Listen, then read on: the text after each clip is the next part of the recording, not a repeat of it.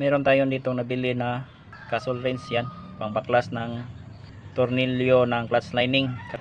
Ang gawin natin dito para heavy duty siya at hindi madaling masira itong apat na nakausbong, ay painitin natin ito. Painitin natin itong apat, ito kabilaan, gamit ang blown torch, tapos ilubog natin sa use oil.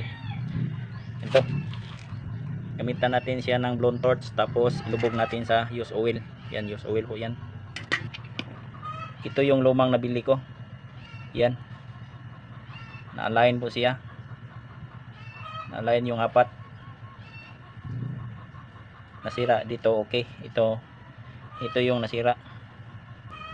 Ito yung bago natin nabili. Ito kailangan nating blown torch, tapos ilubog natin sa use oil.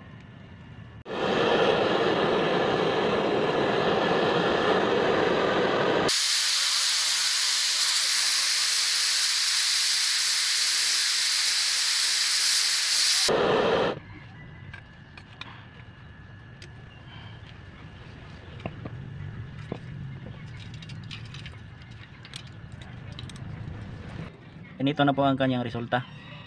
Yan, nagkulay itim na po siya, dark black.